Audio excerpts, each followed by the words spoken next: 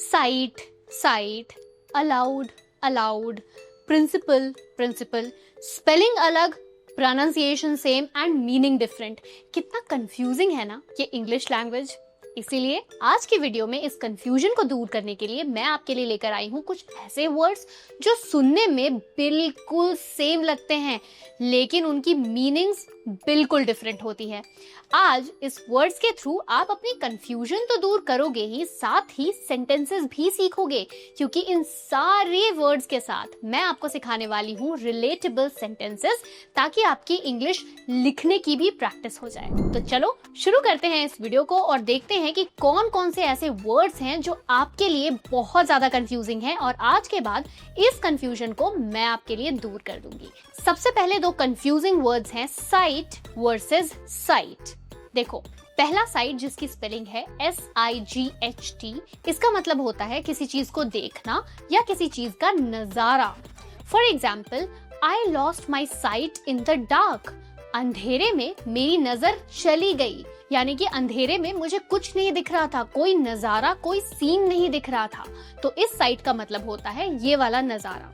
अब दूसरा जो साइट है जिसकी स्पेलिंग है SITE, इसका मतलब भी नजारा नहीं होता, स्पेलिंग डिफरेंट है, मीनिंग भी डिफरेंट है। इसकी मीनिंग है कोई भी जगह या कोई भी स्थान, कोई भी place. For example, this is the site for the new school. ये जगह नई स्कूल के लिए है। तो कई बार जब हमें कहना होता है कि इस जगह पर चलते हैं तो हम कहते हैं लेट्स विजिट द साइट, या फिर this site is really beautiful, ये जगह बहुत ज्यादा सुंदर है। तो साइट और साइट दोनों की प्रोनाउंसिएशन तो सेम है लेकिन स्पेलिंग और मीनिंग डिफरेंट है। अब आगे बढ़ते हैं अपने अगले वर्ड्स पे। दूसरा हमारा जो वर्ड पेयर है वो है अलाउड वर्सेस अलाउड। पहले अलाउड का मतलब हम सब जानते हैं, किसी को किसी चीज की परमिशन देना, अनुमति देना। Example, I am not allowed to go out late. मुझे देर रात तक बाहर जाने की इजाजत नहीं है। आप में से कितने ऐसे लोग हैं जिनको लेट नाइट बाहर जाने की इजाजत नहीं है? मुझे कमेंट्स में लिखकर बताओ। ALOUD, अलाउड का मतलब है जोर से बोलना। मैं कई बार आप लोगों से कहती हूँ ना, रीड अलाउड, जोर जोर से बोलकर इंग्लिश बोलने की प्रैक्टिस करो। अगर जोर से बोलकर इंग्लिश बोलने की प्रैक्टिस करोगे तो आप जल्दी इंग्लिश सीखोगे। अलाउड से जुड़ा एक और एग्जाम्पल देखो, please read this paragraph allowed. कृपया इस पैराग्राफ को जोर से बोलकर पढ़ो। अगले पेयर ऑफ वर्ड्स हैं पेयर वर्सेस पेयर। देखो, पहला जो पेयर है वो है एक फ्रूट, यानी कि नाशपाती। नाशपाती को इंग्लिश में पेयर कहते हैं। Example, I ate a juicy pear for lunch. मैंने लंच में एक रसीला नाशपाती खाया। दूसरा जो पेयर है उसका मतलब होता है एक जोड़ी, यानी कि दो चीजों का एक साथ मिलाकर pair banana. Example, I bought a new pair of shoes.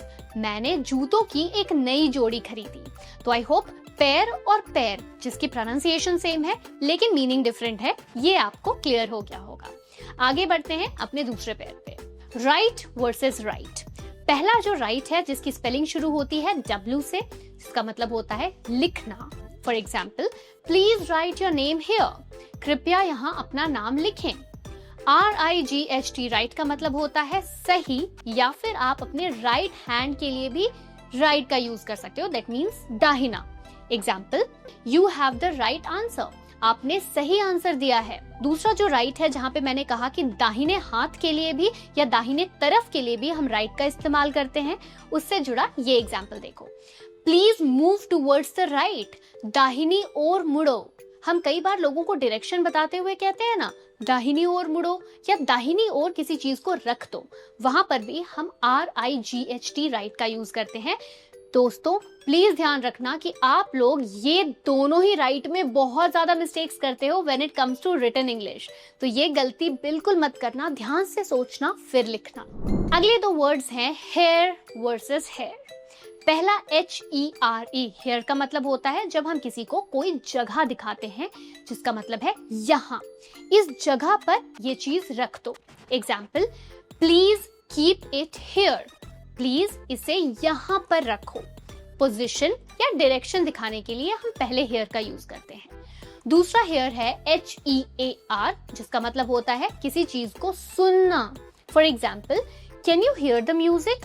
क्या तुम म्यूजिक सुन सकते हो? दोस्तों अब आप मुझे इन दोनों ही हेयर से एक एक सेंटेंसेस कमेंट्स में लिखकर बताओ। अब हम बात करते हैं सबसे ज्यादा कंफ्यूजिंग वर्ड्स के बारे में, जो है प्रिंसिपल वर्सेस प्रिंसिपल। ठीक है, स्पेलिंग में भी बहुत 19-20 का फर्क है, ध्यान से देखना। पहला जो प्रिंसिपल है जिसमें एंड में PAL का यूज होता है, उसका मतलब है किसी चीज का बहुत ज्यादा इंपॉर्टेंस होना या फिर किसी चीज का मुख्य होना। For example, our principal is very kind. हमारी जो प्रिंसिपल है वो बहुत दयालु है। यहाँ पर हम स्कूल प्रिंसिपल की बात कर रहे हैं। कई बार जब स्कूल प्रिंसिपल्स की बात करते हैं तब भी हम PLE वाला प्रिंसिपल लिखते हैं, लेकिन आपको ध्यान देना है जब हम किसी प्राचार्य की बात कर रहे हैं, अपने स्कूल प्रिंसिपल या कॉलेज प्रिंसिपल की बात कर रहे हैं, तो वहां पर PRINCIPAL वाला प्रिंसिपल यूज होगा। दूसरा जो प्रिंसिपल है जहां पर स्पेलिंग एंड में PLE होती है, उसका मतलब होता है सिद्धांत या आपके उसूल या किसी और के उसूलों के बारे में जब हम बात करते हैं। Example, honesty is a good principle. ईमानदारी एक अच्छा सिद्धांत है, एक अच्छा उसूल है, यानी कि हम सबको ईमानदार होना चाहिए। आगे बढ़ते हैं अपने अगले दो कंफ्यूजिंग वर्ड्स पे, फ्लावर वर्सेस फ्लावर। दोस्तों FLOUR फ्लावर, आज तक कई सारे लोग इसे फ्लोर पढ़ते हैं बिकॉज इसे लिखा इस तरह से जाता है, लेकिन रियल में इसकी प्रोनाउंसिएशन भी FLOWER फ्लावर की तरह ही होती है। तो पहले फ्लावर का मतलब है आटा, जो हम खाना बनाने में यूज करते हैं। Example, I need flower to make chapatis. मुझे रोटी बनाने के लिए आटा चाहिए। और दूसरा फ्लावर तो आप सब जानते हैं, फूल। Example, this is a beautiful flower. ये एक खूबसूरत फूल है। अगले दो वर्ड्स हैं वीक वर्सेस वीक। प्रोनाउंसिएशन बिल्कुल सेम, लेकिन स्पेलिंग में अगेन 19-20 का फर्क। पहला जो वीक है WEAK, उसका मतलब होता है कमजोर होना। Example, he felt weak after the workout. Workout के बाद वो कमजोर महसूस कर रहा था। और जो दूसरा वीक है उसका मतलब होता है सप्ताह, यानी मंडे, ट्यूसडे, वेडनेसडे, थर्सडे। इस पूरे वीक में हम WEEK वीक का यूज करते हैं। Example, I'll be on leave for a week। मैं एक हफ्ते की छुट्टी पर रहूंगा। अगले दो वर्ड्स हैं buy versus by. Pronunciation same, meaning different, spelling भी डिफरेंट। जहां पर BY के बीच में बस U लगा दो तो मीनिंग ही बदल जाती है। BUY बाय का मतलब होता है किसी चीज को खरीदना, परचेज करना। Example, I want to buy a new phone. मैं एक नया फोन खरीदना चाहता हूँ। BY बाय का मतलब होता है किसी चीज के द्वारा हुए जाने वाला कोई काम या फिर किसी चीज के पास में कुछ होना। Example, I'll go by my car। मैं अपने कार के द्वारा जाऊंगा, यानी कि कार मेरा मीडियम ऑफ ट्रांसपोर्ट है जिसके द्वारा मैं कहीं ट्रैवल करूंगा। BY बाय की मैंने आपको एक और मीनिंग बताई, जिसका मतलब है पास में, किसी के पास कुछ रखा हुआ होना। Example, he is standing by the car. वो कार के पास में खड़ा है। आगे बढ़ते हैं इन दो वर्ड्स पे, ब्रेक वर्सेस ब्रेक। थोड़ा सा प्रोनाउंसिएशन का डिफरेंस है। BRAKE ब्रेक में हम थोड़ा सा पुश डालते हैं, स्ट्रेस डालते हैं इस वर्ड पे, ब्रेक। और BREAK में हम जल्दी से एक सॉफ्ट पुश के साथ इस वर्ड को बोलते हैं break. That is the only difference. पहले ब्रेक का मतलब है गाड़ी रोकने वाला हिस्सा, जिसे हम ब्रेक कहते हैं। Example, press the break quickly. जल्दी से ब्रेक लगाओ। BREAK ब्रेक का मतलब होता है किसी चीज को तोड़ना या थोड़ा सा पॉज लेना, थोड़ा सा किसी चीज से छुट्टी लेना, ब्रेक लेना। पहला example, let's take a 5 minutes break. थोड़ी देर के लिए 5 मिनट का पॉज लेते हैं, ब्रेक लेते हैं। दूसरा ब्रेक जिसका मतलब होता है किसी चीज को तोड़ना, उससे रिलेटेड ये एग्जाम्पल देखते हैं। I am not going to break the scale. मैं स्केल को ब्रेक नहीं करने वाली, तोड़ने नहीं वाली। अगले दो वर्ड्स हैं affect versus effect. Affect versus effect, ठीक है, थोड़ा सा डिफरेंस है प्रोनाउंसिएशन में, ध्यान से सुनना। पहले अफेक्ट का मतलब है किसी चीज पर असर डालना। Example, the weather can affect your mood. मौसम आपके मूड पर असर डाल सकता है। कई सारे ऐसे लोग होते हैं ना जो मौसम देखकर अपना मूड बदल लेते हैं। अगर मौसम बहुत ज्यादा सुहाना है तो उनका कुछ करने का मन नहीं करता, वो घर पे आराम से बैठ जाते हैं। और अगर धूप निकलती है, मौसम एक्टिव सा होता है तो वो सारे काम कर लेते हैं। उनके लिए ये सेंटेंस बिल्कुल परफेक्ट है। EFFECT, इफेक्ट का मतलब है किसी चीज का प्रभाव किसी चीज पर पड़ना। Example, the medicine had no side effect. इस दवा का कोई साइड इफेक्ट नहीं था, इस दवा का प्रभाव किसी चीज पर नहीं पड़ा नेगेटिवली। अगले दो वर्ड्स हैं डेजर्ट वर्सेस डिजर्ट। यहाँ पर प्रोनाउंसिएशन में थोड़ा सा डिफरेंस है, ध्यान से सुनना। DESERT इसका प्रोनाउंसिएशन है डेजर्ट और DESSERT इस वर्ड का प्रोनाउंसिएशन है डिजर्ट। डिजर्ट, पहले डेजर्ट का मतलब है रेगिस्तान। Example, the desert is very hot during the day. रेगिस्तान दिन में बहुत गर्म होता है। और दूसरे डेजर्ट का मतलब है कोई मीठी चीज, स्पेशली जब आप पूरा खाना खाने के बाद खाते हो। I love chocolate dessert. मुझे चॉकलेट डेजर्ट बहुत पसंद है। दोस्तों, आप मुझे कमेंट्स में लिखकर जरूर बताना कि आपको कौन सा डेजर्ट सबसे ज्यादा पसंद है। वेल, मुझे तो सबसे ज्यादा पसंद है मीठी मीठी खीर। आगे बढ़ते हैं अपने दो पेयर ऑफ वर्ड्स पे। ये वर्ड्स हैं ऑलमोस्ट सिमिलर, लेकिन यहाँ पर प्रोनाउंसिएशन का थोड़ा सा चैलेंज है। ये दो वर्ड्स हैं लूज वर्सेस लूज। अब आप कहोगे मैम ओ का डिफरेंस है, लेकिन साउंड कैसे डिफरेंट है? सुनो, पहला जो लूज है LOOSE, इस वर्ड का जो साउंड है वो एंड होता है स पे। It's not lose, it's loose. Loose, तो जो लास्ट साउंड है वो स की आती है। इस लूज का मतलब होता है ढीला। Example, this shirt is too loose for me. ये शर्ट मेरे लिए बहुत ढीली है। LOSE, इस वर्ड का जो एंड साउंड है वो है ज। Lose, lose. और इस लूज का मतलब होता है किसी चीज को खो देना या फिर हार जाना। Example, don't lose your phone again. अपना फोन दोबारा मत खोना।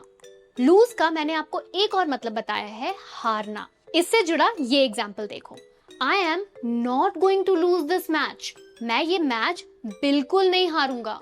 अगले दो वर्ड्स हैं देन वर्सेस देन, जहां पर सिर्फ ई और ए का फर्क है। THEN देन का मतलब होता है फिर या फिर उसके बाद। वो हम हिंदी में कहते हैं ना कि मैं ये काम कर लूं फिर मैं वो काम करूंगी, या फिर मैं ये काम कर लूं उसके बाद मैं वो काम करूंगी।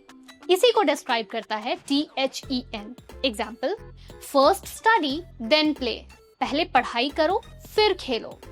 THAN देन, इस देन का यूज तब होता है जब हम किसी दो चीजों को कंपेयर करते हैं आपस में। Example, she is taller than me. वो मुझसे लंबी है। यहाँ पर दो लोगों में हाइट का कंपैरिजन हो रहा है कि वो लड़की मुझसे ज्यादा लंबी है, तो यहाँ पर हमने THAN देन का यूज किया है। Next two words, stationary versus stationery. Spelling ध्यान से देखना क्योंकि इनकी प्रोनाउंसिएशन बिल्कुल सेम है, मीनिंग डिफरेंट है। पहला जो स्टेशनरी है जिसमें एंड NARY से होता है, इसका मतलब होता है ऐसी कोई चीज जो हिलती ना हो, बिल्कुल एक जगह पे स्टैग्नेंट रहे, एक जगह पे फिक्स रहे। Example, the car was stationary in traffic. गाड़ी ट्रैफिक में बिल्कुल फिक्स रुकी हुई थी, हिल नहीं रही थी। दूसरा वर्ड स्टेशनरी, जहां पर एंड में NERY होता है। इस स्टेशनरी का मतलब होता है लिखने पढ़ने वाला सामान, जैसे कि pen, paper, pencil, ruler, all these things. ये सारी चीजें स्टेशनरी के अंदर आती हैं। Example, I bought some new stationery items. मैंने नई स्टेशनरी आइटम्स खरीदी। अगले दो वर्ड्स हैं क्वाइट वर्सेस क्वाइट। अब यहाँ पर भी बहुत सारे लोगों को कंफ्यूजन होता है कि ये दोनों वर्ड्स बिल्कुल सेम साउंड करते हैं। नहीं, यहाँ पर भी प्रोनाउंसिएशन में थोड़ा सा डिफरेंस है। पहला जो क्वाइट है QUITE, इसकी प्रोनाउंसिएशन होती है क्वाइट, क्वाइट। और जो दूसरा वर्ड है QUIET, इसकी प्रोनाउंसिएशन होती है quite, quite. That is the difference. पहले क्वाइट QUITE, इसका मतलब होता है काफी हद तक। काफी हद तक जब हम कोई काम कर लेते हैं तो वहां पर हम QUITE इस क्वाइट का यूज करते हैं। Example, this movie is quite interesting. ये मूवी काफी हद तक दिलचस्प है। QUIET, quite. इस वर्ड का मतलब होता है चुपचाप या शांत। Example, please be quite in the class. Class में चुप रहो, शांत रहो। अगले दो वर्ड्स हैं एक्सेप्ट वर्सेस एक्सेप्ट, जिसमें मेरे बहुत सारे स्टूडेंट्स कंफ्यूज होते हैं। पहला जो एक्सेप्ट है ACCEPT, इस एक्सेप्ट का मतलब होता है किसी को स्वीकार करना, किसी को मान लेना। Example, I accept your apology. मैं तुम्हारी माफी एक्सेप्ट करती हूँ, स्वीकार करती हूँ। दूसरा जो एक्सेप्ट है EXCEPT, इस एक्सेप्ट का मतलब होता है बाकी चीजों को छोड़कर कोई एक चीज। एग्जाम्पल, एवरीवन केम एक्सेप्ट रवि। रवि को छोड़कर बाकी सारे लोग आए। अगले दो वर्ड्स हैं कॉम्प्लीमेंट वर्सेस कॉम्प्लीमेंट। यहाँ पर भी स्पेलिंग का डिफरेंस है एंड प्रोनाउंसिएशन बिल्कुल सेम है। पहला जो कॉम्प्लीमेंट है, जिसकी स्पेलिंग में COMPLIMENT आता है, इस कॉम्प्लीमेंट का मतलब होता है किसी की तारीफ करना, किसी को कुछ अच्छे शब्द बोलना उनके बारे में। Example, she gave me a sweet compliment. उसने मेरी एक प्यारी तारीफ की, एक छोटी सी प्यारी सी तारीफ की। अगला जो वर्ड है जिसकी स्पेलिंग है COMPLEMENT, इस कॉम्प्लीमेंट का मतलब होता है किसी का पूरक होना, किसी से मेल खाना, किसी को कंप्लीट करना। Example, your shoes complement your dress. तुम्हारी ड्रेस के साथ तुम्हारे शूज कॉम्प्लीमेंट कर रहे हैं, मैच खा रहे हैं, तुम्हारे लुक को पूरा कंप्लीट कर रहे हैं। अगले जो हमारे कंफ्यूजिंग वर्ड्स हैं वो दो नहीं हैं बल्कि तीन हैं, देयर वर्सेस देयर। स्पेलिंग ध्यान से देखना, मैं एक एक करके आपको मीनिंग बताती हूँ। पहला जो देयर है जिसकी स्पेलिंग है THEIR, इसका मतलब होता है उनका। हम कहते हैं ना, ये उनकी चीज है, ये उनका है, ये उनको बिलोंग करता है। यहाँ पर हम THEIR देयर का यूज करते हैं। Example, that is their car. वो उनकी कार है, उनको बिलोंग करती है। THERE, इस देयर का मतलब होता है जब हम लोकेशन, जगह बताते हैं, वहां पर कोई काम हुआ या फिर कोई वहां गया, वहां के लिए हम THERE देयर का यूज करते हैं। Example, I went there yesterday. मैं कल वहां गई थी। THEYRE, इस देयर का मतलब होता है दे आर, यानी कि वो है।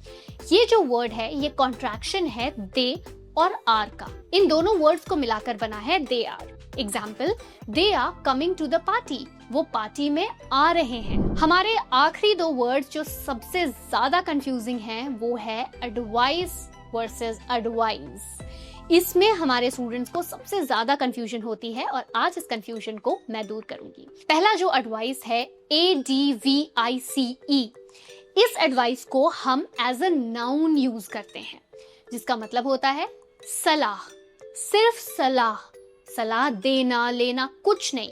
As a noun ADVICE advice का मतलब होता है सलाह।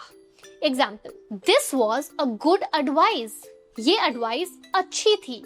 दूसरा जो एडवाइस है ADVISE, इसका मतलब होता है सलाह देना। इसे हम एज अ वर्ब यूज करते हैं।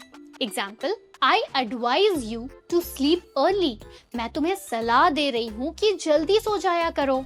अब आप मुझे कमेंट्स में बताओ कि इस वेदर और इस वेदर में क्या डिफरेंस है।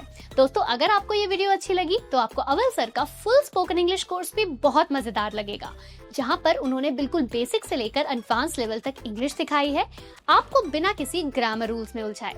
और उनके इस कोर्स को best spoken English course of the year का भी अवार्ड मिला है। अगर आप इस कोर्स को ज्वाइन करना चाहते हो तो डिस्क्रिप्शन में दिए गए लिंक को क्लिक करो या फिर आप awalenglish.com पर भी जा सकते हैं। See you in the next video.